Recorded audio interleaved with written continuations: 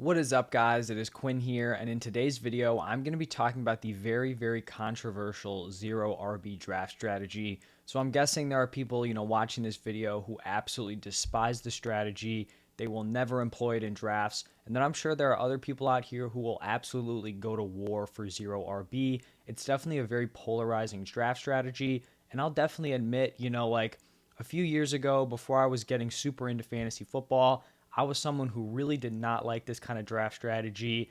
I was going into drafts. I was one of these drafters who really wanted to get my running backs early and often. And that's still something I'm kind of into to this day. But I'm definitely more open minded when it comes to zero RB draft strategy. And I think something in general that we need to kind of accept in the fantasy football community is that we need to be very flexible in terms of, being able to employ a bunch of different draft strategies. So I will never be going into a draft saying, I will be drafting zero RB or I'll be drafting hero RB, double hero RB. Like, I will never go into a draft thinking that because you really kind of cut yourself off on the knees. You're going to lose out on value. So I think you go into drafts, you kind of go through the first two, maybe three rounds, and then you figure out where you're going to go from there. So maybe you draft in the first round, you're picking at the 1 or 2 spot, you're going McCaffrey or Jonathan Taylor. Yeah, you should totally do that. Zero RB out of the question.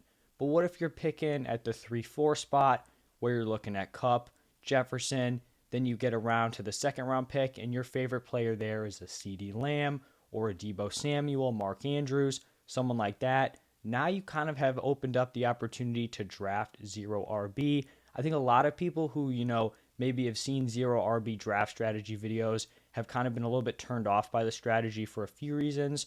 The first one I'd say is a lot of people don't really kind of execute it properly. They'll go like wide receiver, wide receiver, wide receiver. Then like rounds 4, 5, 6, they'll just hammer these dead zone running backs. That is not the point of zero RB draft strategy at all. The point is you're supposed to be avoiding that spot with those dead zone running backs. You want to be pounding the wide receiver position, getting ahead on potentially elite tight end options, elite QB options. You really want to be dominating the flex with the wide receivers, and then you're getting your running backs later. It's not a spot where you're going like three wide receivers, and then you're taking David Montgomery, Antonio Gibson, and then Elijah Mitchell. That's basically like the exact opposite way of how you really want to go through a zero RB draft. And I think the other reason why people aren't huge fans of it is I think this is, a decent reason, but I also think it's something that kind of can be explained is that when you look at your final roster, right? You go through a zero RB draft, you're stacked at wide receiver, you probably have some good wide receivers on the bench. Your running backs don't look so hot, and you're looking at that starting lineup and you're like, this isn't really doing it for me. I don't like it. I understand how you can maybe, not be a huge fan of it just by seeing your starting lineup, but kind of the beauty of zero RB draft strategy is that your team is going to get better throughout the season because you're betting basically on injuries to the running back position. Wide receivers, have a lot less risk of getting injured. So you're dominating the wide receiver position. You're dominating the flex with your stud wide receivers. And then you have these handcuff running backs. You have these other guys who are in ambiguous situations. And so when an injury happens, these guys kind of break out of their backfields. Your team is getting better and better. Whereas the other teams who went running back, running back, running back, and their, workhorse goes down, those teams are falling off. You just continue to get better as running backs kind of get hurt throughout the league. It's a little bit of a rough thing where it's like you're benefiting from these injuries, but we just know it's going to happen at the running back position. So it's something you should definitely be planning for. So I feel like those are kind of like the two main reasons people don't like it. It's kind of, the idea has been misconstrued. People don't execute it correctly. And then kind of the lack of understanding that your team is just going to get better and better from that opening day roster. Now I'm kind of going to be getting into what kind of drafts and league formats you should be executing zero RB in. So I think, the most optimal kind of, format would be PPR scoring. Obviously, that's going to favor the wide receivers. I do think you can execute it in half point PPR, but it's definitely at its strongest in terms of PPR scoring. And then this is kind of a very essential part. You need to be in a league where you can start at least 4 wide receivers. So whether that's, 3 wide receivers and then a flex spot, 2 wide receivers, 2 flex spots, you can't be executing this in a league where it's like 1 quarterback, 2 running backs, 2 wide receivers, a tight end, and then a flex because you're going to be hammering all these wide receivers, but you're not going to have enough spots to kind of slot them in at. And then also when you're drafting these wide receivers, the way I kind of look at it, however many guys you can start, you should feel decently confident having two extra wide receivers. So if it's like a three wide receiver league with one flex, you want to be fairly confident starting six of those guys, basically like one for injury, one for bye weeks. So that's how I kind of look at that. And then when you're looking at your draft position, I think I already mentioned it earlier, but if you're drafting at like the 1 or 2 pick where it's JT and CMC, that's probably a spot I'm not super interested in executing zero RB because the value there is at the running back position. I also think you can run into this problem if you're playing in a league where you see like JT, CMC go 1-2, and then you have Cup, Jefferson, Chase go 3-4-5. Like if you're picking 6, 7, 8, personally, that's not a spot where I'm willing to reach for a guy like Stephon Diggs or Devontae Adams. So I would be going running back, but I do think there's the opportunity for maybe Chase to fall to 5 to 6, or Jefferson maybe falling to 5. I've seen Chase actually fall farther, like 8, 9, 10, somewhere in there. So a bunch of things to keep in mind here. But now I'm going to be jumping into some drafts that I've done using the zero RB draft strategy. I think I have 5 here for you from 5 different draft positions. So just showing how this can kind of play out in real drafts. The first 2 I'm going to show are going to be on Sleeper, which is where I was drafting against like real people. I joined like into a mock draft with 11 other people. And so this is kind of like a legit draft. This is how drafts could look, if you're executing this strategy for your leagues. And let's jump into the first one here. So we're going to be picking from the number 10 spot. And so first round, we had a lot of the running backs go off the board: JT, CMC, Cook, Henry, Eckler, Najee. So at this point, I'm looking at my rankings, and my best player available here is Davante Adams. So I snagged Davante Adams here at the 110. And then when we're up in the second round, they kind of started to, the other teams took like Mixon, Swift, those running backs I'm interested in at the turn. Diggs was off the board. So my best player available was Travis Kelce. So I snagged Kelce there, get the number 1 tight end in my opinion. And then when we go into our third pick here at the 310, the value here was really nice at wide receiver. We saw some teams going very heavy running back, and that left T. Higgins available here at the 310. If T. Higgins is going this late in the third round, I am all over it. He's someone I value at the 2-3 turn. Then we go Jalen Waddle in the fourth round. Really like that pick. And then fifth round, we get Marquise Brown, which I think is crazy. And so after this Marquise Brown pick, we have enough wide receivers to fill up all of our starting spots. This was a league with 2 wide receivers, 2 flex spots. So right now our starting lineup would be Kelce at tight end, and then the wide receivers, Adams and Higgins. And then for the flex spots, it would be Waddle and Marquise Brown. But this is still a spot where I'm willing to hammer the wide receiver position. And even taking a guy like Chris Godwin, there's no guarantee he's going to be ready for week 1. So it's not even necessarily like we're losing out on a ton of value here. So Godwin is my wide receiver 5. You see I'm going heavy here on the wide receiver position. The 7th round is where I took my first running back. I went with Tony Pollard. He is one of my favorite zero RB targets to be like an RB1. If there's not some crazy value in the 5th or 6th round, I will go Pollard in the 7th. You'll likely be able to get him in the 8th round or maybe even 9th round in other leagues. I thought he was going to go pretty shortly after this. We didn't really have a great route at quarterback. We could have gone quarterbacks at other spots. It just didn't happen. So I went with Pollard here. I think he gives you solid week-to-week value with just absurd upside with a Zeke injury. Then we go back to the well at wide receiver, get our 6th player. Remember, I feel confident starting all 6 of these guys. It also kind of just works out because Godwin may not be healthy. Hopkins has that 6-game suspension. So basically, like before those bye weeks are coming in, we'll have those guys ready. And then once the bye weeks kick in, we'll have the full kind of arsenal of all 6 of these wide receivers. I was really kind of upset about this pick here where we went with Matthew Stafford. I was very, very interested in Trey Lance. I thought he was going to fall to us here. But this player right before us who already had Justin Herbert snagged Trey Lance. So that was a bummer here because I really think Lance gives elite upside. I thought that would be a crazy value pick. But we end up going with Stafford. Not the worst pick in the world. He does have that kind of issue. What is it, like tendonitis in his elbow or something? And you'll see I kind of go back and double up at the quarterback position just to get some security there. Then we go with Isaiah Spiller, another target I really like as a late round running back. We get Deshaun Watson, who I think has a much higher ceiling than Matthew Stafford. Obviously, the suspension stuff is still up in the air. He got 6 games. NFL's appealing it. Don't know what's going on there. And then to finish up this draft, we just absolutely hammer these running backs. So Tyler Algier in an ambiguous situation with the Falcons, Kenneth Gainwell, the RB2 for the Eagles, having a very solid camp, Ty Davis Price, the RB2 for the 49ers, and then D'Ernest Johnson could be the RB2 for the Browns if Kareem Hunt gets traded or cut. So I feel like this team turned out pretty solidly. Our wide receivers are obviously stacked with Adams, Higgins, Waddle, Brown, Godwin, and then Hopkins. Obviously, we have an elite tight end in Kelsey. Quarterback position could have been better, but it is what it is. And then our running backs, like Pollard, I like. All these players here, Spiller, Algier, Gainwell, Ty Davis Price, these players are all one injury away from being like 14 point per game guys. So that's really what we're looking for here. Week 1, we may not have the highest like projected point total, but this team could really turn around if some of these like handcuff options, ambiguous situation guys hit. So that was the first draft. And now we're going to move over to my second mock draft. And this is actually just one of my favorite mocks I've done basically all off season.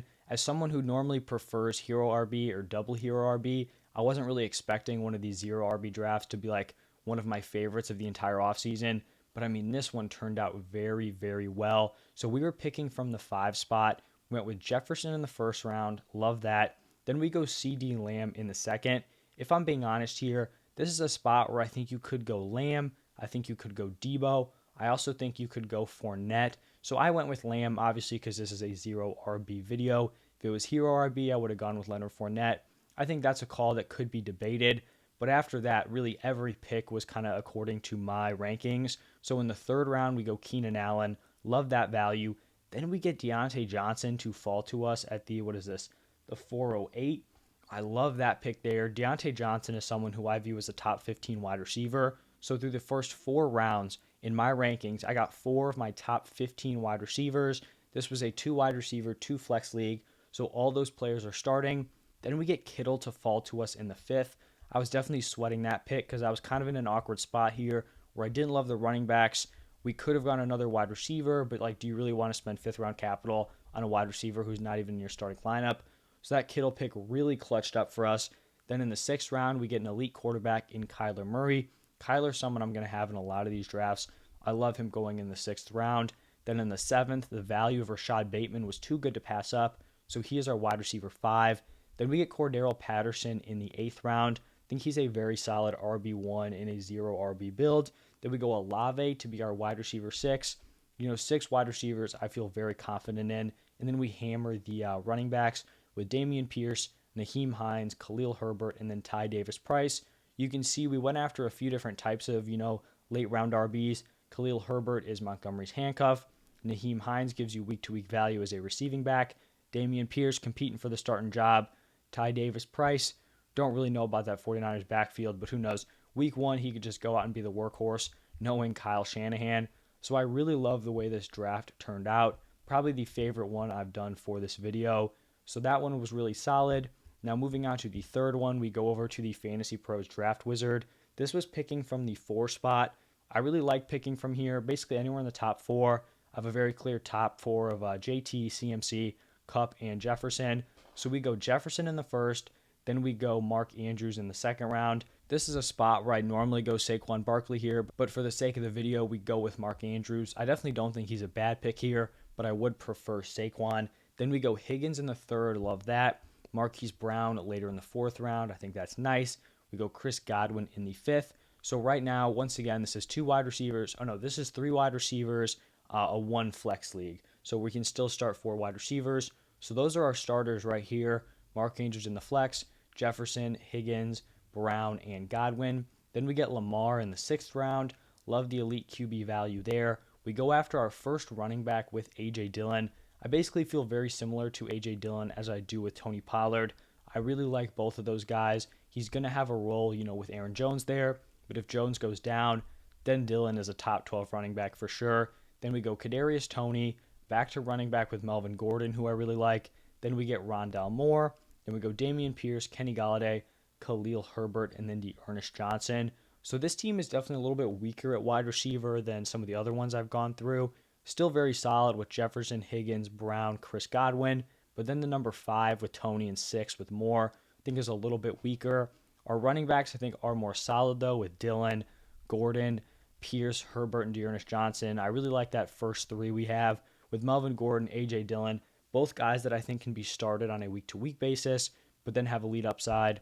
Dameon Pierce in an ambiguous situation. So that's how that one played out from the 4 spot. Then we go over to the 12 spot, so the turn here. At the 1-2 turn, we went with Stefon Diggs and Davante Adams. I really like that there. You know, 2 wide receivers that I view as first-round picks. I would take those guys at like 110, 111. We get them at the 112 and the 201. In the 3rd round, we just missed out on drafting Kyle Pitts here. I would have liked him at that price, but we just continue to hit the wide receiver position. We go Jalen Waddle and then DJ Moore. So all those players are in our starting lineup. And this is the first draft where I kind of deviated from your standard like 0 RB setup because Breece Hall falling to the 512, like I will never pass up that value in drafts. So it's not super typical, but that value is too good to pass up on. So we go with Breece Hall in the 5th round. There are very, very few like dead zone running backs that I'm targeting. Basically, I'll target like James Robinson going in like the mid to late 3rd round, and then I will target Breece Hall and Travis Etienne going in like the 4th, 5th round all day long. Other than that, I'm pretty much fading every running back unless they have a massive, massive fall. So Breece Hall at the 512, then we go with Lamar Jackson at the 601. Then we go back in on the wide receiver position with Treylon Burks and Kadarius Toney. Then we go get our running backs, you know, our RB2, 3, 4 with Melvin Gordon, Ramondre Stevenson, and Kenneth Gainwell. Then Gordon in the 9th, Stevenson in the 10th. Really like that. Gainwell's gaining a role with the Eagles. And then if you notice, I think this was the first team so far where we really did not get an elite tight end. You know, I think the tight end position is kind of nice this year because you really have a lot of different options to get an elite one if you want it. Travis Kelce, you can get him, you know, early 2nd round. Mark Andrews, you'll get him mid to late 2nd. Kyle Pitts is someone you can get like late 3rd, maybe even early 4th round. And then Darren Waller and George Kittle are going to go somewhere in like the 4th or 5th round. Unfortunately for us, I talked about how we missed out on Kittle, and then we just never really had an option here to get an elite tight end. So we basically totally punted the position until we drafted Cole Kmet here in the 12th round. Then we go Khalil Herbert in the 13th. I was really hoping that we would get Albert O, but he went out early on in the 13th round. And since Cole Kmet, not feeling overly solid with him, we snagged Irv Smith with our last pick. So our starting lineup is Lamar, Breece Hall, Melvin Gordon, Stefon Diggs, Davante Adams, Jalen Waddle, Cole Kmet, DJ Moore. If I'm being totally honest, I don't feel overly confident with this team. I feel like this is maybe the worst one that we've done just because I feel like the tight end position is lacking.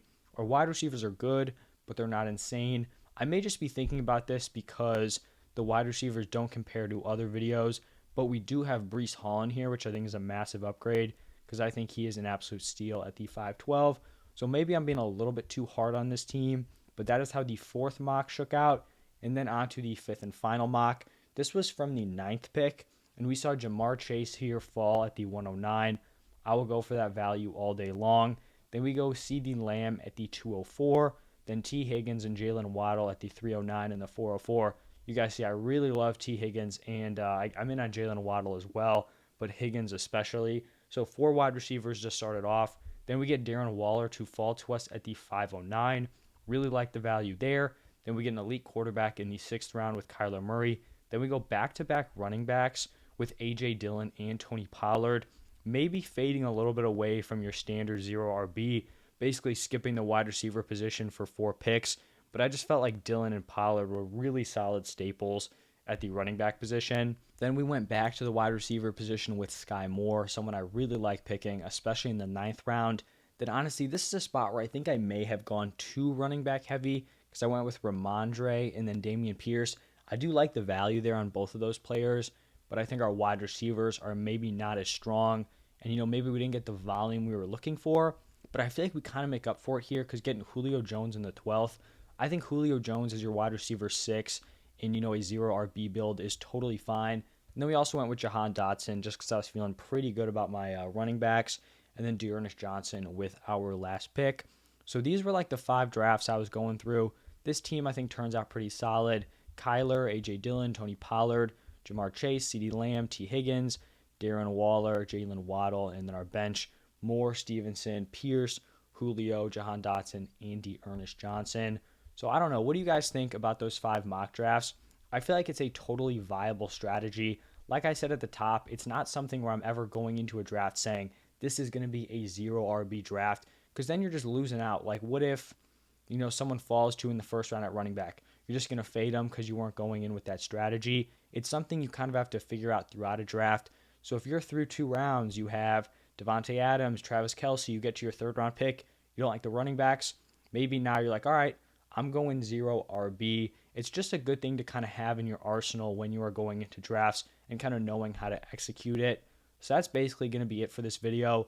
Let me know what you guys think down below in the comment section. If you enjoyed this video, do me a huge favor, hit the like button and subscribe to the channel. Going to be putting out daily fantasy football content up until the NFL season, and then also basically through the season as well. So thank you all for stopping by, and I'll see you in the next one.